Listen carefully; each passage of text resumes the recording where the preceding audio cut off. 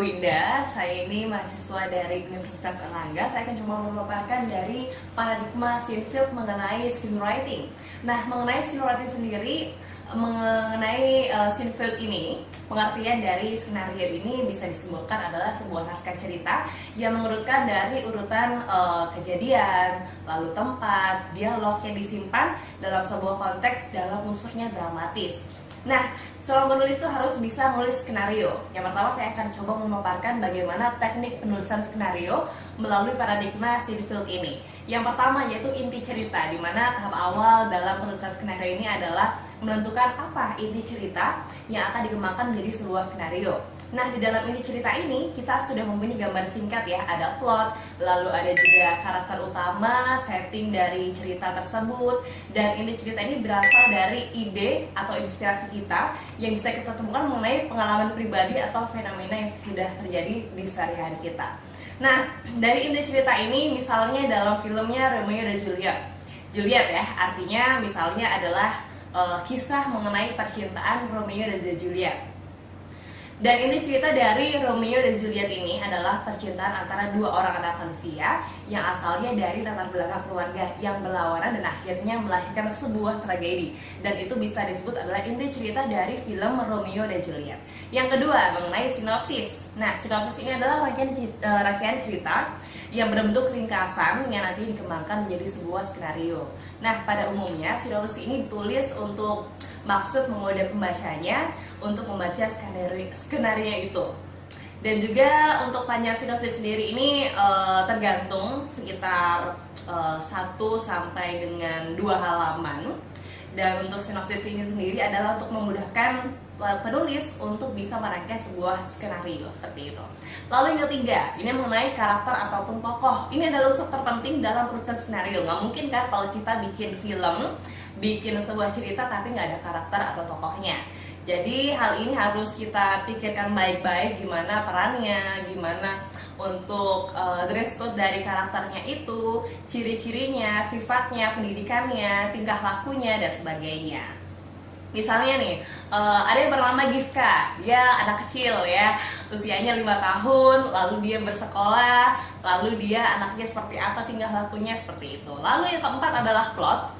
Dalam penyusunan plot ini merupakan alur cerita yang diperlukan untuk menulis skenario.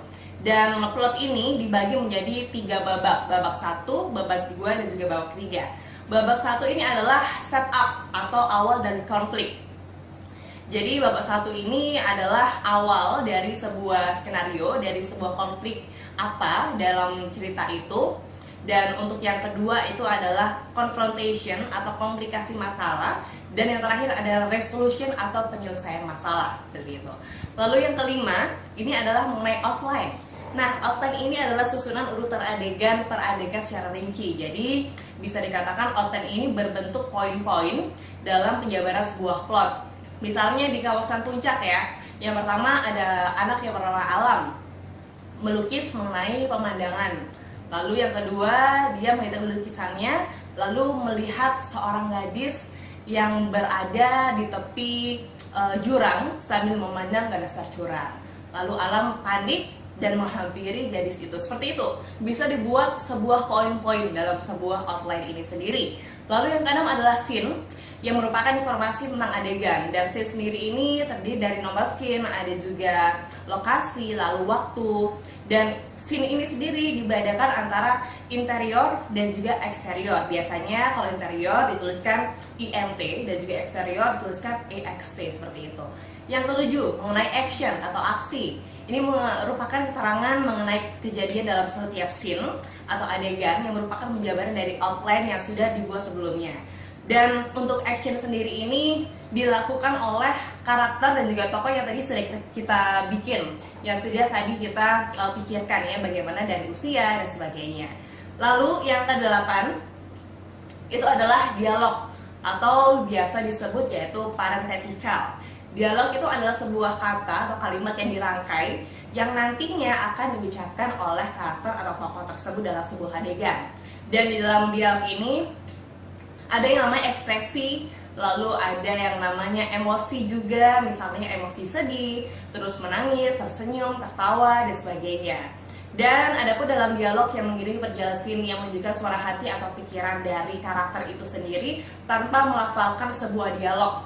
Jadi bisa diekspresikan melalui wajah, ekspresinya gimana, tanpa adanya istilah yaitu VO atau voice over ya.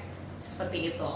Dan untuk penulisan skenario tadi ada 8 step yang bisa dilakukan. Ya semoga saja bermanfaat. Terima kasih. Saya Gita Gawida. Terima kasih, sampai jumpa.